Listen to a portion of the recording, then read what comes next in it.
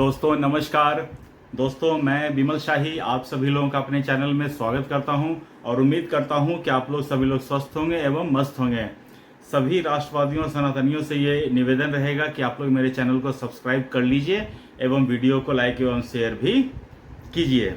दोस्तों आज हम लोग बात करने वाले हैं खुशहाल देशों की जो लिस्ट आई है उसके बारे में बात करने वाले हैं।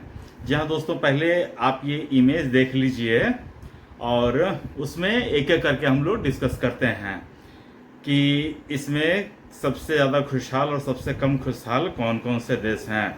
तो इस पे सबसे पहले 1 to 5 जो दिया गया है उस पर फिनलैंड जो है वो सबसे सुखी है। उसके बाद डेनमार्क नंबर 2 पर है। उसके बाद आइसलैंड नंबर 3 पर है। स्वीडन 4 पे है। नीदरलैंड 5 पे है। 24वें नंबर पर अमेरिका है। 92 नंबर पर नेपाल है। 109वें नंबर पर पाकिस्तान है और भारत का रैंकिंग जो है 118वें नंबर पर है। और उसके बाद सबसे दुखी देश है अफगानिस्तान। जी हाँ दोस्तों, तो इस लिस्ट को देखकर ये लगता है कि पाकिस्तान जो है भारत से ज़्यादा सुखी कंट्री है, देश है। अब दोस्तों अब ये लिस्ट का बनाने का पैरामीटर्स क्या है ये तो मुझे नहीं मालूम है, लेकिन ये जैसे ही लिस्ट आया है आम आदमी पार्टी के जो सांसद हैं टिकट ब्लैकिया जो हैं संजय सिंह, वो लिख रहे हैं कि देखिए मतलब कि हैप्पीनेस इंडेक्स में जो है पाकिस्तान भारत से आगे है। और इसके साथ वो भी लिख रहे हैं कि अब मुझे बीजेपी के लोग या जो अंधभक्त हैं वो कहेंगे तो जब पाकिस्तान खुशी देश है, सुखी देश है, तो वहाँ चला जा। तो देखिए वो अपनी बात समझ रहा है, लेकिन मैं जो यहाँ बात करने जा रहा हूँ वो आप देखिए दोस्तों। 2014 से जब से नरेंद्र मोदी की सरकार बनी है तो बीजेपी को 37-38% वोट आते हैं।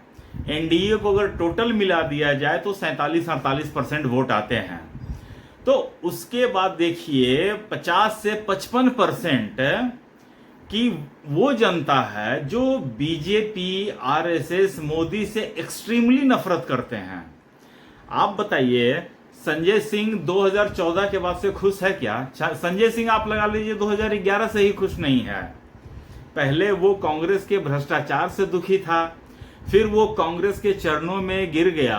तो बताइए वो क्या अपनी मर्जी से कांग्रेस के चरणों में है क्या?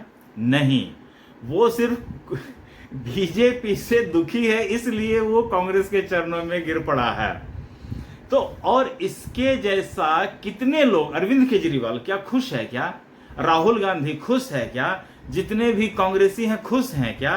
कमलनाथ खुश है क्या? आदित्य ठाकरे खुश है क्या? बाला साहब कह रहे हैं उद्धव ठाकरे खुश है क्या? तो इसके इतने जितने लोग एंटी बीजेपी हैं, एंटी मोदी हैं, एंटी आरएसएस है, ऑलमोस्ट 60% ऑफ, अच्छा जो इस देश में 16-17 करोड़ जो मुस्लिम हैं क्या वो खुश हैं क्या? तो जब इतने लोग एक साथ एक देश में दुखी हो जाएंगे तो भला हैप्पीनेस इंडेक्स कहां से, मतलब कि भारत टॉप पर कैसे आ सकता है? जिस देश की 60% पॉपुलेशन वहां की सरकार से नाखुश है तो वो देश हैप्पीनेस इंडेक्स में आगे कैसे जा सकता है? सोचिए संजय सिंह अपने युवावस्था में टिकट ब्लैकिंग का काम करता था। टिकट ब्लैक किया था, सुल्तानपुर के संगम थिएटर के बाहर ये टिकट बेचता था। उस समय भारत हैप्पीनेस इंडेक्स में अच्छा था। और ये जब से राजनीति में आया है मतलब कि दुख है, बेचारा जेल झेल कर आया है। उसके आम आदमी पार्टी के तमाम लोग जेल में रहे हैं। केजरीवाल जेल में रहा है, संजय सिंह जेल में रहा है, मनीष सिसोदिया जेल में रहा है, सत्येंद्र जैन जेल में रहा है। अच्छा अब उसके बाद ये लोग सोचता है कि हम ये लोग खुश भी रहे हैं, तो ऐसा कैसे हो सकता है? तो हैप्पीनेस इंडेक्स में भारत को पीछे मतलब कि इन लोग बना ही देंगे। देश की इतनी बड़ी जनसंख्या जब खुशी नहीं है तो फिर हैप्पी इंडेक्स में तो पीछे रहना जरूरी लाजमी हो जाता है। लेकिन आप देखिए विडंबना देखिए दोस्तों कि पाकिस्तान जैसा भिखारी स्टेट जिसके पास मतलब कि 2 वक्त का खाना ढंग से नहीं खा सकते हैं वहाँ के लोग, वो हैप्पीनेस इंडेक्स में भारत से आगे है। वो कहते हैं ना कि एक कहावत नहीं है कि आपके पास पैसा है, तो कहता है नहीं है पैसा तो तुमको कोई कुछ बिगाड़ ही नहीं सकता है, जाओ। तो यही हालत हो गया है पाकिस्तान का।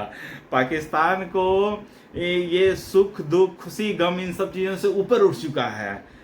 तो वहाँ के लोग खुश रहते हैं कि उनके पास ऑप्शन ही नहीं बचा है, तो खुश रहते हैं। भारत के जो 60% लोग हैं उनके पास अभी भी ऑप्शन होने लगता है कि कभी न कभी तो कांग्रेस आएगा, कभी न कभी तो केजरीवाल प्रधानमंत्री बनेगा, संजय सिंह को लगता है। तो जब होपफुल रहता तो ज़्यादा दुखी रहता, और जब होप पूरा नहीं होता तो और भी दुखी होते हैं लोग। तो भारत और पाकिस्तान के हैप्पीनेस में तो मतलब कि होना ही नहीं चाहिए, लेकिन ये जो कौन सा एजेंसी हैप्पीनेस इंडेक्स से बनाता है इसके बारे में तो जानकारी नहीं है। लेकिन जो भी है इस जो भी ये रैंकिंग जो किया है उसका सम्मान करते हुए हम अपना बात कह रहे हैं कि भारत में ज़्यादातर लोग तो खुश नहीं हैं। हैप्पीनेस इंडेक्स में तो बहुत ही पीछे हैं, सिर्फ 30-32% लोग ही खुश रहते हैं। अगर कोई बीजेपी सपोर्टर्स है, मोदी सपोर्टर्स है, वो सिर्फ मोदी प्राइम मिनिस्टर है इसीलिए खुश रहता है, बाकी हो सकता है उसको टैक्स पेयर का पैसा लगता है तो वो खुश नहीं रहता है। तो ये सब चीज़ें हैं। तो बाकी देखिए, हैप्पीनेस इंडेक्स पे मत जाइए। मैं तो कहूँगा भारत बहुत अच्छा देश है और इन सब इंडेक्सों के पीछे नहीं पड़ना चाहिए। ये सब कुछ लोग बैठे बैठे बदमाशी भी करते हैं। सोरस गैंग का भी काम हो सकता है। बहुत सारे सोरस गैंग तो बोला ही था कि हम भारत में सरकार को बदलने के लिए, गिराने के लिए मिलियंस ऑफ मनी मतलब स्पेंड कर सकते हैं। किया भी वो। भारत के कई ऐसे पत्रकार हैं जो मतलब कि इस सोरस गैंग से जुड़े हुए हैं और लगातार इस कोशिश में रहते हैं कि भारत की छवि को किस तरह से नुकसान पहुंचाया जाए। अब देखिए, जब से छावा फिल्म आई है तब से और लोग दुखी हैं।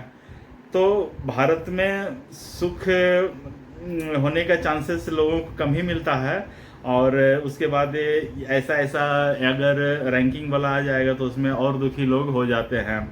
बाकी चलिए, जिसको दुखी होना है वो दुख रहे। संजय सिंह को तो मैं यही कहना चाहूँगा कि संजय सिंह, अभी तो तुम्हारा दुख कम होने का नाम होते दिख नहीं रहा है मुझे। तुम्हारा दुख है, अभी तो और दुख तुम्हें सहना है। और मैं तो यही कहूँगा कि तुम्हें शक्ति दे, ताकि और भी दुख जो आने वाला समय में तुमको मिलने वाला है, कष्ट मिलने वाला है, उसको तुम बर्दाश्त कर सको। और डॉक्टर को दिखाओ, कोई बर्दाश्त का गोली है तो खाओ, बाकी तो भगवान पे छोड़ दो, जो होगा सो देखा जाएगा। वैसे तुमको चिंता किस बात का है। चलिए दोस्तों, तो आज के लिए मुझे इतना ही अपडेट देना था। आप लोग अपना ख्याल रखिए, स्वस्थ रहिए, मस्त रहिए। तब तक के लिए नमस्कार, बाय।